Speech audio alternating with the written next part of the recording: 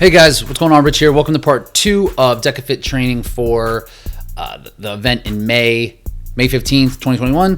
The first video, if you missed it, was all about the running and the aerobic stuff and how I'm going to create the feeling of what is going to be ready for the event itself. This part, you're going to see specific strength workouts and what I'm going to do to help improve my power output and how I'm going to balance my nervous system fatigue and a whole bunch of different things, a lot of workouts right here and what it's going to look like in the next 3 to 4 weeks. So let's just get right into it. So here we are in Train Heroic. Again, this is just where all my strength training lives.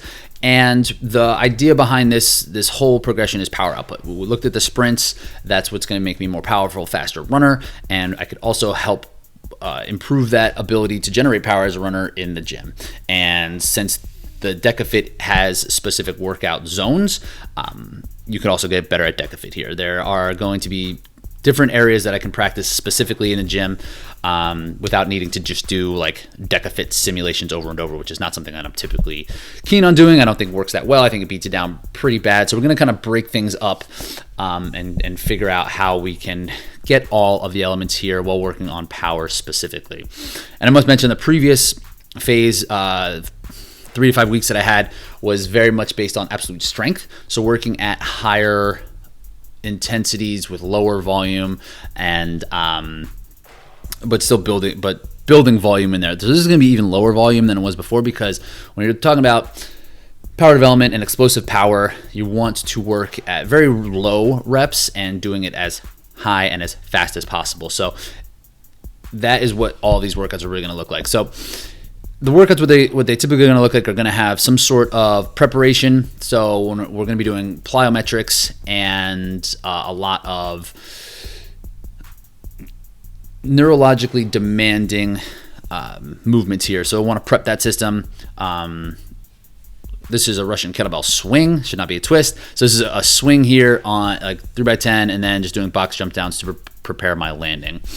So then we're going to look at the main lifts in this are going to be deadlifts and squat jumps. So the deadlift is going to be an overcoming isometric. So what that means is we're going to work at the concentric part and pushing up. Like, so you'll start with the weight at like on the ground, and then you would pull it up to a point and set some pins below, so pull it to a point right about at your knees or right below your knees, and then pull as hard against the fixed bar as you possibly can, and hold that for about 3 or 5 seconds, and then dropping it back down. So you're not doing a full range of motion lift here in the deadlift, but you should be able to go as hard as you possibly can. And this is something that I'm going to have to really be honest with myself with and make sure that I'm going as hard as possible, just so that I'm getting the benefit. And we're doing a superset here with a squat jump. So there is evidence that doing this type of isometric and isometric work or any type of like powerful lift, anything that you're going to be able to recruit as much muscle as possible, will then give you a brief ability to improve your power output. Everything is recruited, everything's ready to go. So if you go from a strong isometric or even a really, really heavy deadlift and then move directly into a jump or something plyo, you'll be able to jump a little bit higher or go a little bit further right after the really heavy movement. So that way you can really prep your body and teach it how to become more powerful and to go a little bit further. So that's what we're going to do here. We're going to do the overcoming isometrics directly into squat jumps, just 4 of them. So 3 and as high as I possibly can, not for time, just going to jump, going to reset and do it again 4 more times, so that every one of those jumps is as powerful as I could possibly can get. The next phase I'm going to do is some back squats. I'm coming off of a heavy back squat phase where I was working down like the 2 rep range and the 1 rep range. Not necessarily maxing out, but putting it in a heavy single for that day. So this is a concept now that I've borrowed from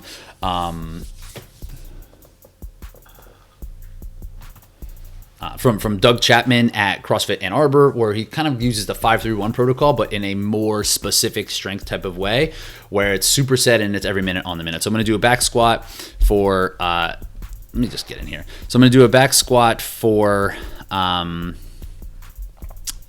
like at 80% of what I would do that day, and then go directly into and I would rest the remainder of that minute and then do a strict heavy weighted pull-up.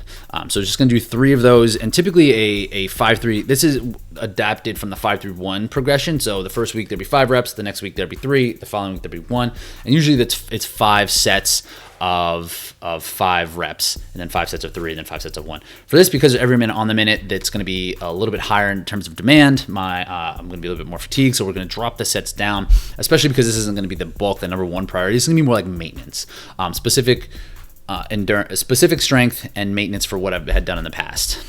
And then we're going to go into some depth jumps, which is jumping off of the box and then jumping right back up again. Straight up power output, really high intensity. When you're dropping down, it's going to exacerbate that eccentric loading, and then that jump as high as possible. So this is a pretty demanding one, and I'm gonna superset this with 7-3 repeaters. I do like to use supersets just for the element of time. There's a good amount of load in here, so supersetting things back and forth is going to be helpful.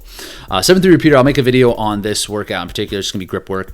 Want to keep grip work in. This is an OCR training program. I'm going to need to keep my hands strong. So 7-3 repeater is going to be a minute of work holding something that's pretty challenging overhead. Either you have like a hang board, you can do towel hangs, you can do weighted, you can do one hand hangs, but for 7 seconds, and then resting for 3 seconds, doing that 6 times for the minute, and then resting about 2 or 3 minutes is what the 7-3 repeaters are going to be. I'm going to do 3 sets of that, just back to back with the depth jumps. And the way that's going to look like for me, I have like one of those transportable hangboard situations where I'll probably do a full open crimp on that. Then we're going to finish with some sled pushes and some pulls.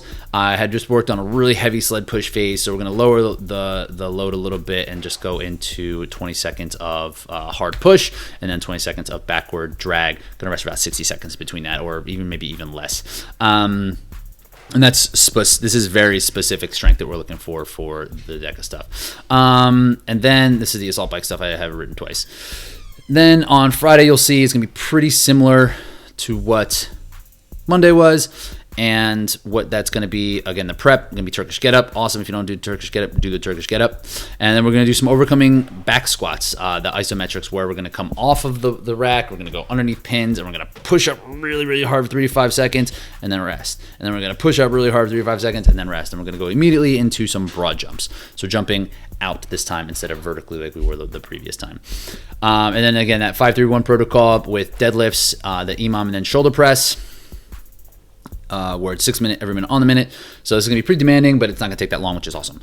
And then single leg hops into, again, that 7-3 repeaters. So again, you can see where these plyometrics kind of work in, and these max overall power output things are going to be a main focus. And then again, that sled push and that sled drag, which is going to be pretty much a staple with every workout I'm going to do progressing out.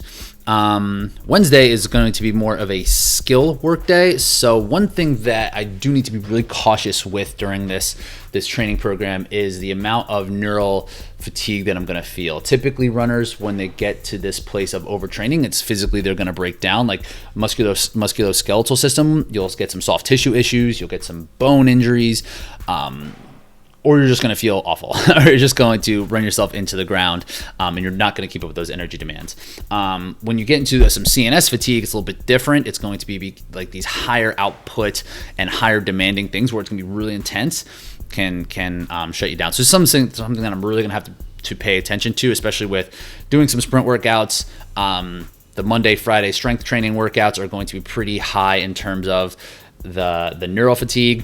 So on Wednesdays is where I'm going to do more speed work and endurance work with skill work and endurance work in the gym, and working a lot on the machines themselves. So there's just going to be doing rounds, 500 meter row, probably around the race pace, and then just doing box jump overs, resting 30 seconds to get me prepared for that specific transition in Deka. Those are both movements that I'll see there. I'm going to get on the assault bike a little bit and just practice how it feels running after that, where on the Monday and Friday workouts are going to be very much about eliciting a specific response within my body so that it can create some fitness. This is going to be more specific because it is still pretty close to the race week. So in a typical phase, like this would be like the pre-competition phase. So you want to really feel what it's going to be like. So 20 calories on the assault bike, probably testing out what that race pace is going to look like directly into a 400-meter run. Then with 30 wall balls, want to get good at wall balls, want to make sure I'm keeping that volume up just for when a High Rocks event does pop up, which looks like it's going to be June. And then just some ski sprints, again, working on some power here and just getting really good at the form on the ski erg. I'm not that familiar with it. So this workout shouldn't take too long. I'm going to supplement with some other volume here with that. It's going to be nice and easy, but these workouts should be at about 80 to maybe like 80 to 90% of like a max effort, and not just burying yourself into the ground and just getting familiar with what it's going to actually feel like. So these workouts are going to change every week. The Deka Prep workouts on which I haven't written yet because I would just want to make sure that I'm keeping it fresh and something that I do like. On the power development days, the main thing that we are going to change is going to be the back squat progression, where we're going to add weight and lower the reps. And then everything else is going to be pretty similar when it comes to the overcoming isometrics. This first week, I'm not going to add much volume, and I'm going to wait for the third week to add volume just so I can make sure the skill is right on point. And everything else is pretty much the same. If I'm going to progress, I want it to be in terms of intensity, so I'll be able to add a weight here or there on the sleds, this and that, and that's same with Friday, and the following is going to be the same deal. I'm just going to move into 3 reps on the deadlift, 3 reps on the shoulder press, and then on that third week, I'm going to move into 1 rep on the back squat, 1 rep onto the pull-ups. And again, this is more for maintenance. If I can get stronger during that, great. But we want to be as powerful as possible. So the jumps, the isometrics, and the depth jumps, and the sled push and pull are probably going to be a little bit more important in terms of like what I'm trying to accomplish throughout this. But there is an element of endurance, of maintenance throughout this whole process, making sure that we're staying strong and doing everything that we can to maintain that. So that's the best way to do it with the shortest amount of time, is doing this 6 minute every minute on the minute of some heavy lifting. Cool, so that's what these next couple of weeks look like. I'm pretty excited to get this thing rolling. I think that it's going to be a different approach. It's going to be interesting to see how the power does help with the actual performance itself. So really excited to get this thing rolling. I'll make sure to get back on here and give you updates on how this all went, what worked, what didn't work, and give you some specific workouts to go over and put into your own plan. So again, if you want to grab some of those principles for getting faster for distance events, you can grab my free ebook below. It lays out everything. And hopefully you can grab something from this phase and put it into practice for your next training. Cool, guys. So I hope that was helpful. I hope you can take some of the principles that I'm using, some of the exact workouts even, and just put that into your own practice and see how it works. I'll keep you posted on how I'm feeling, how things are going, things that I've changed, things that I've kept, things I've liked, things that I haven't liked over the course of this training block. So again, if you missed the first video, if you want to take a look at the endurance training, go back to part 1. And also, if you want to get our Run Faster guide for long distance, make sure you grab that below. It's some of the principles that I use for my own training, for the athletes that I coach. You can have that for free. And of course, hit us with a subscribe and a like, hit the alert button so you can get all the latest that comes through when we're talking about training, when we're talking about theory, when we're talking about racing. So we'll talk to you soon.